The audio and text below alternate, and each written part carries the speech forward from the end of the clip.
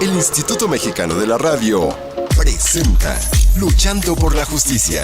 De los especialistas a tus oídos. Luchando por la Justicia.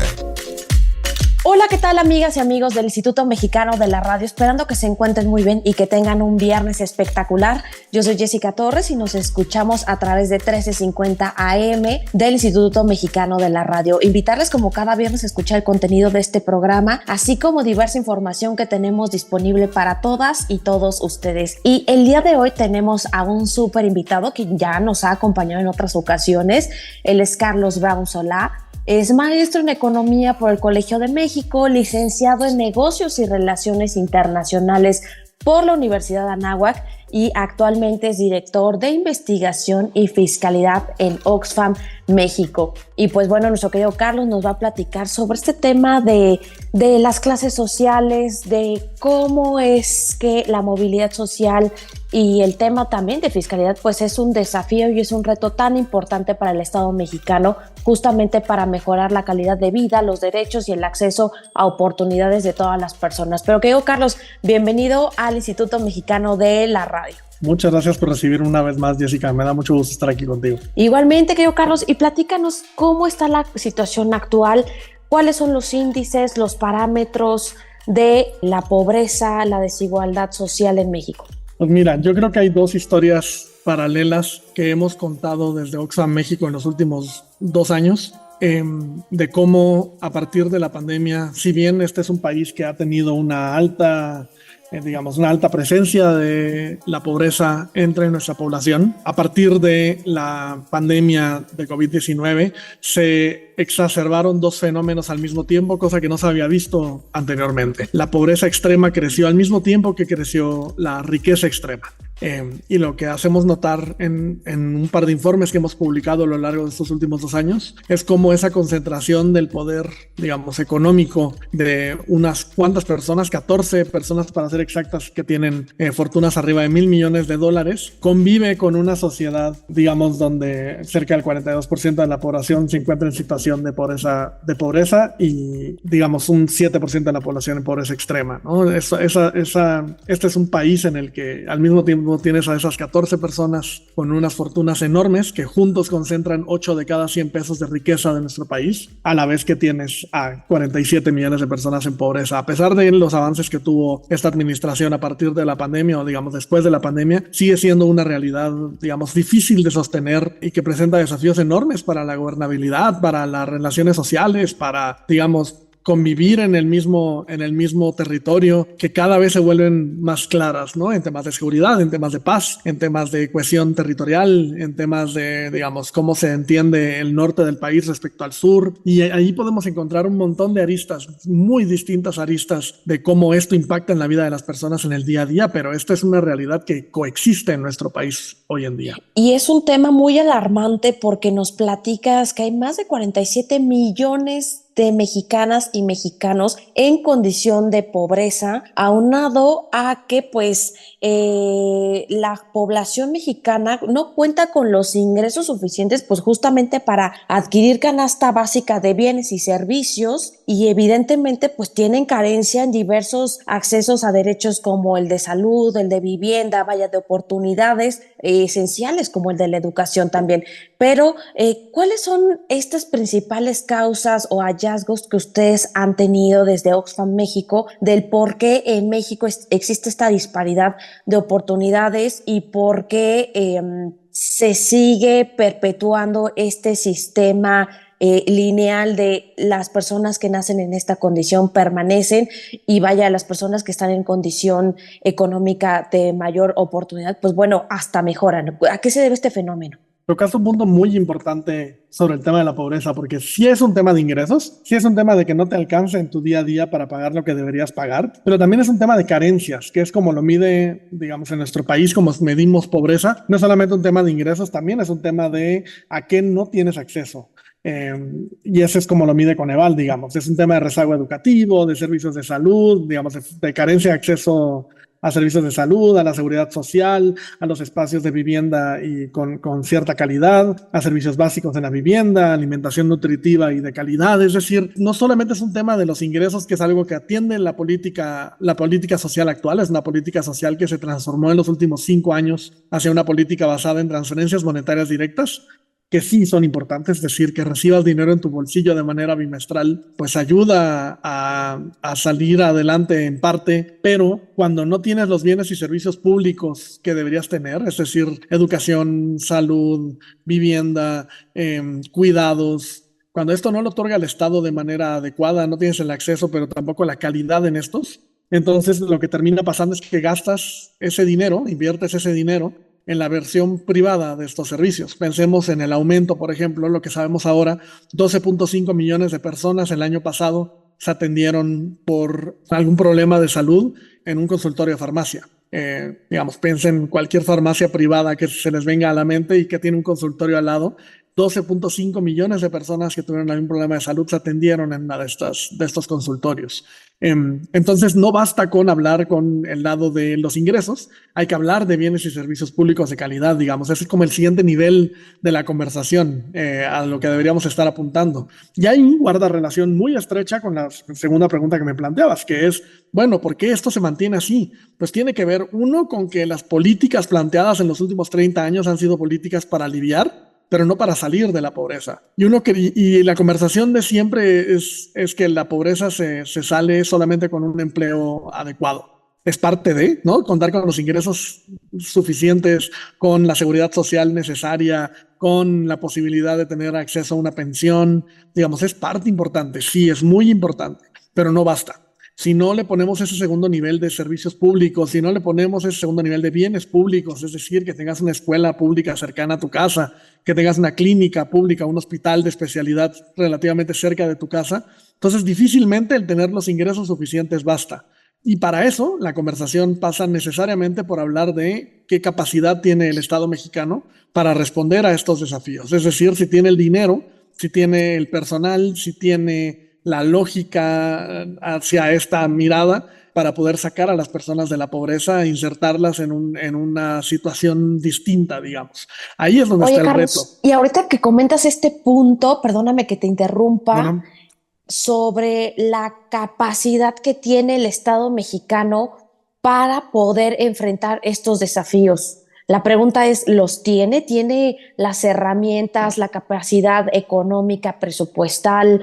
Incluso también la sociedad mexicana tiene esta capacidad de moldeamiento, de poder salir de esta condición. ¿Hay, posibilidades reales en México? Mira, difícilmente con la situación actual del Estado mexicano, porque pareciera, y hay una creencia muy extendida, que pagamos un montón de impuestos. El problema es que hay un grupo pequeño de la población sobre el cual se cobra una parte importantísima de sus ingresos en forma de impuestos. Y hay un grupo que, de nuevo, en un país con extremas desigualdades, un país donde 8 de cada 100 pesos de la riqueza privada están en apenas 14 personas, pues hay un grupo muy pequeño de la población que no está pagando lo que debería pagar. Y es una conversación muy pertinente en nuestros días con empresarios que salen a decir que ellos no van a poner su parte porque es una extorsión y porque como si aportar a la vida en común, a la vida pública, fuera un costo y no una inversión a futuro en nuestra sociedad, que es algo que nos ha mostrado distintas sociedades alrededor del mundo.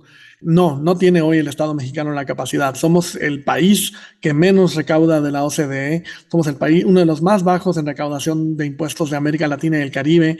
Somos una gran economía, nos sentamos a la mesa del G20 y nos sentamos a la mesa de la OCDE, ¿saben? De los clubes de los países ricos, digamos, con ingresos medios, pero que recauda como país pobre, muy pobre además. O sea, tenemos niveles de recaudación similares a El Salvador, a Mali, a Gambia, es decir, a países que tienen una situación de pobreza mucho más seria, más grave que la nuestra. Pero esto tiene todo que ver con lo poquito que se está aportando al dinero en común. Entonces queremos bienes y servicios públicos de calidad, queremos un servicio de salud como el de Dinamarca, pero no queremos pagar por un sistema de salud como el de Dinamarca. Y ese es el siguiente reto, ¿no? El Estado mexicano tiene muy poca capacidad para responder a estos retos hacia futuro. Entonces es muy difícil que tú puedas construir un futuro estable para tu familia sin saber si lo que tienes hoy lo va a poder sostener la siguiente generación. Por eso es que los bienes y servicios públicos se vuelven tan importantes, porque si una persona en nuestros hogares, pensemos en el contexto de la pandemia de COVID-19, cuando una persona cayó enferma de COVID-19, toda la familia caía enferma en el sentido financiero, es decir, se veía muy seriamente afectada la familia en sus ingresos, en su capacidad de respuesta, en sus ahorros. Y esto no debería ser así. No es posible que una enfermedad sea lo que sea la diferencia entre vivir en un hogar de ingresos medios y un hogar que cae en pobreza. No debería ser así, no debería ser que un desastre, digamos un huracán, un sismo, sea lo que nos lleve a la pobreza una vez más, ¿sabes? No, es muy endeble el equilibrio en el cual se encuentra. Apenas 1 de cada 5 personas en nuestro país se puede considerar no pobre ni vulnerable. Es decir, 4 de cada 5, ¿no? Estamos diciendo que 80% de la población está en una situación o de pobreza o de vulnerabilidad que le puede hacer caer en pobreza si llega un fenómeno extraordinario. Y esa red de protección que debería ser el Estado, esa red de protección que te permita que un choque de esa naturaleza, que un fenómeno no impacte así a tu vida, pues no está. Y no está porque no hay la capacidad financiera para poder responder de manera adecuada. Es decir, el Estado no tiene el dinero para poder poner los bienes, los servicios públicos, las transferencias, todo lo que se necesita para responder en un caso así. Entonces es muy difícil hablar de movilidad social en un país donde las familias están viendo, uno, cómo salen en el día a día, cómo se rascan con sus uñas en el día a día, pero además, dos, que difícilmente pueden legar a sus hijos e hijas oportunidades mejores si no hay una base, un andamiaje de bienes y servicios públicos que permitan construir sobre ello. Sin duda es un tema muy complejo que nos pone sobre la mesa, sobre todo el tema de los bienes y servicios que nos recalcas son clave para cualquier país como el Estado mexicano y poder transitar con ellos a mejores condiciones de vida para toda la población mexicana. Y también nos platicabas algo de gastos que no coincide entre el gasto y la recaudación, sobre todo de la iniciativa privada. Pero querido Carlos, vamos a hacer una breve pausa aquí en el IMER Radio y regresando de ella, pues me gustaría que nos platicaras de qué va un poquito también de esta asimetría que existe entre el gasto que se ejerce en el país, pero la poquita recaudación que tenemos. No le cambien y volvemos al Instituto Mexicano de la Radio con Carlos Brown. Luchando por la justicia, para fortalecer tu conocimiento y que las diferencias individuales no sean argumento para justificar la desigualdad, el maltrato o la discriminación. En un momento regresamos. Luchando por la justicia, promueve el pensamiento de respeto a los derechos humanos. Continuamos. Amigas y amigos del Instituto Mexicano de la Radio, ya regresamos de una breve pausa. Estamos con Carlos Brown Solá, quien es maestro en economía por el Colmex y actualmente es director de investigación y fiscalidad en Oxfam México. Y estamos platicando sobre esta movilidad social que es muy compleja en México, que lamentablemente hay varios retos para poder salir de condiciones de pobreza, que 47 millones de mexicanas y mexicanos se encuentran en esa condición y el tema de bienes y servicios es clave para poder mejorarlos y en su caso pues poder salir y tener mejores oportunidades de vida y por lo mismo pues bajar estos índices de pobreza a nivel nacional y también a nivel internacional en el lugar que ocupa pues México en la pobreza. Y creo, Carlos, nos estás platicando también de la diferencia de esta simetría que existe entre el gasto que existe en el país y la recaudación tan baja que existe en México, sobre todo por cuanto a la iniciativa privada. Platícanos más de este punto. Pues mira, más que el gasto actual son las necesidades de gasto. Es decir, queremos pagar educación pública para todas las personas, pero además que sea de calidad. Queremos, y que además que tenga una infraestructura y escuelas de tiempo completo. Queremos pagar un sistema de salud como el de Dinamarca, que según las estimaciones de la Organización Panamericana de la Salud, necesitaría duplicar el gasto actual que tenemos, la inversión actual que tenemos en salud pública, es decir, pasar de 3 a 6 puntos porcentuales del Producto Interno Bruto. Es decir, hay que duplicar lo que estamos gastando hoy en día, pero también queremos, una demanda cada vez mayor es hacia un sistema público de cuidados en donde el Estado sea corresponsable de los cuidados de las personas dependientes, sean niñas, niños, niñes, o personas adultas mayores, o personas con discapacidad, pero también queremos vivienda social, pero también, digamos, hay necesidades de gasto que además, ojo, no es nada más que las queramos, son obligaciones del Estado mexicano. El Estado mexicano se ha comprometido en las últimas décadas en tratados, en acuerdos, en convenciones internacionales digamos, a proveer estos bienes y servicios públicos a la población. ¿Cuál es el problema? Pues que tenemos muy poco dinero para pagar por ello. Y además la situación del Estado mexicano ya es una situación que ya raya en un margen de maniobra muy pequeño. 1 de cada 5 pesos que se espera gastar este año vienen de deuda.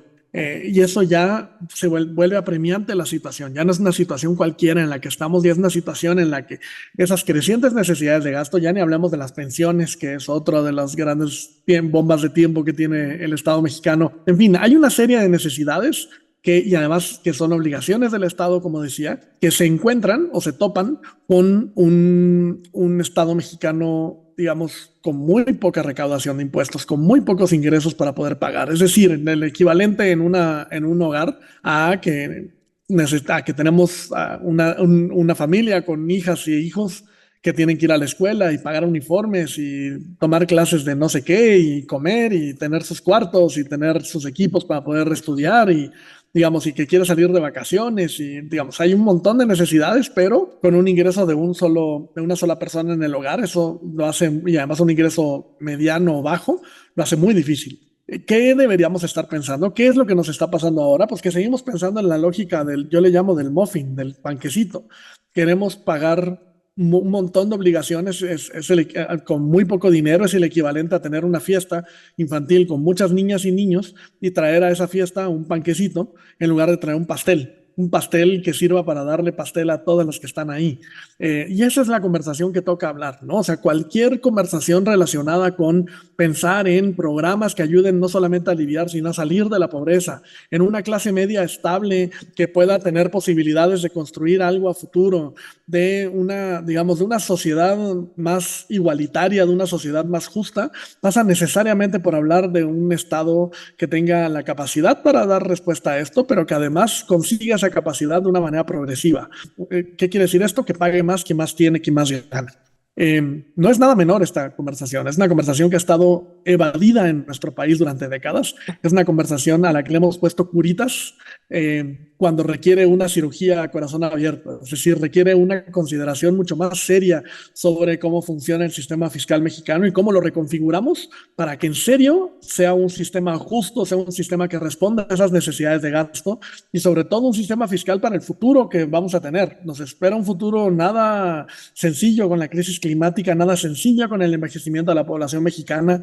Hay un montón de desafíos y cada vez hay más necesidades, pero seguimos esperando pagar esto con los mismos 3 pesos que hemos tenido históricamente.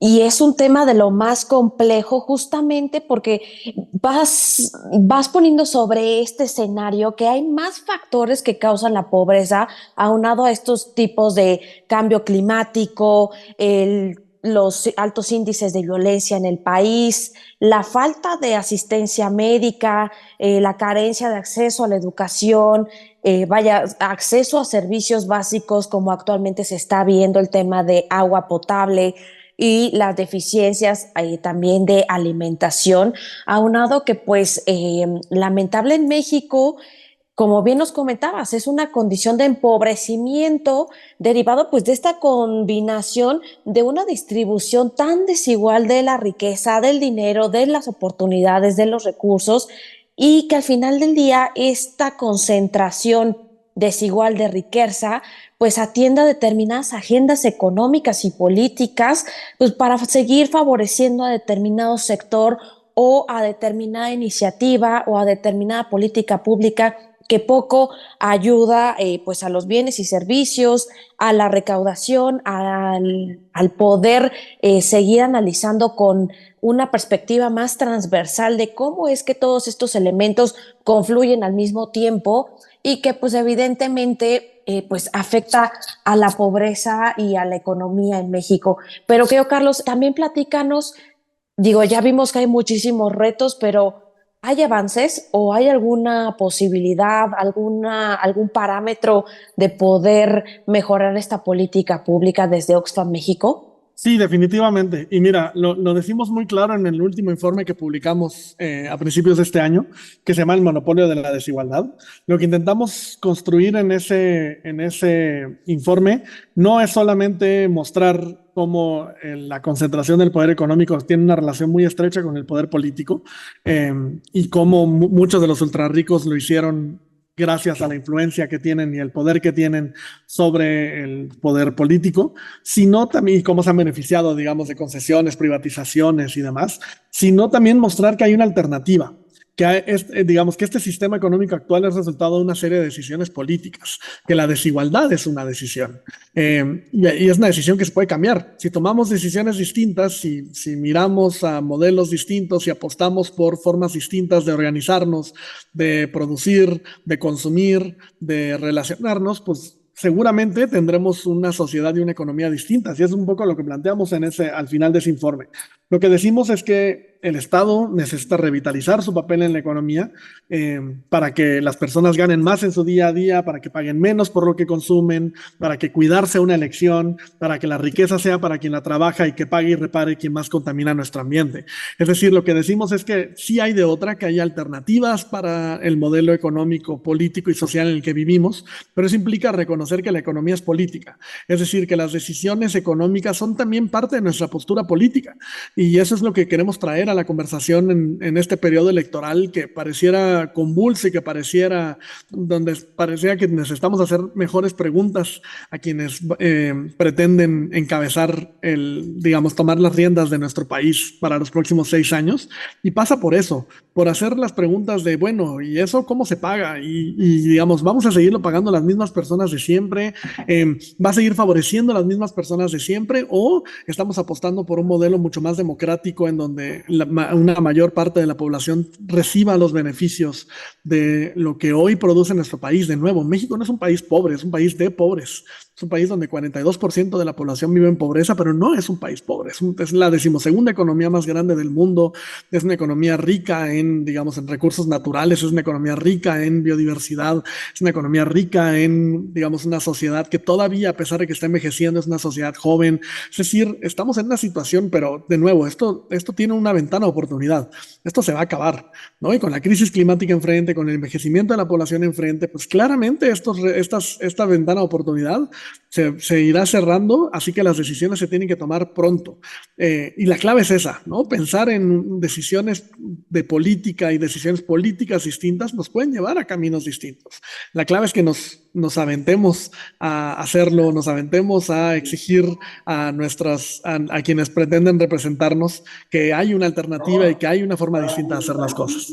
Pues sin duda nos dejas un tema muy importante para la reflexión, sobre todo el que hay herramientas y mecanismos para poder salir de este escenario de desigualdad económica, de pobreza, y también que es importante pues que la iniciativa privada deje de evadir el pago de los impuestos, el que no se quiera privatizar todos los servicios públicos y que tampoco se agrave este tema de cambio climático y la crisis ambiental que estamos enfrentando, no solamente como país, sino también alrededor del mundo. Pero querido Carlos, se nos está acabando el tiempo, así que quisiera pedirte redes sociales donde podemos encontrarte. Sí, claro, sin duda. Yo les invito, uno, a leer el informe que mencionaba, el informe del monopolio de la desigualdad. Está disponible en nuestro sitio web, oxfammexico.org. Nos encuentran en nuestras redes sociales como @oxfammexico con 2 M's, y a mí me encuentran como @cabrowns en redes sociales. Bueno, pues ahí tenemos toda la información. Oye, querido Carlos, este informe y su acceso, su lectura es totalmente gratuito, ¿cierto? Así es, es abierto directamente en el sitio. Cuando abran oxfammexico.org, ahí viene una ventana que dice el monopolio de la desigualdad, ahí lo pueden consultar de manera gratuita, y esperamos que siga detonando conversaciones sobre el futuro de nuestra sociedad. Completamente, el cómo la concentración del poder lleva a un México más desigual. Pero Carlos, yo quiero agradecerte tu colaboración para el Instituto Mexicano de la Radio e invitar a todas las personas que nos escuchan para que cada viernes nos puedan sintonizar a través de la radio tradicional y a través de las plataformas digitales y también radio por internet. Yo soy Jessica Torres y nos escuchamos el próximo viernes. Que tengan un fin de semana espectacular. Adiós. Gracias, Carlos. Gracias a ti, Jessica. Esto fue Luchando por la Justicia. Gracias por escucharnos. Luchando por la Justicia.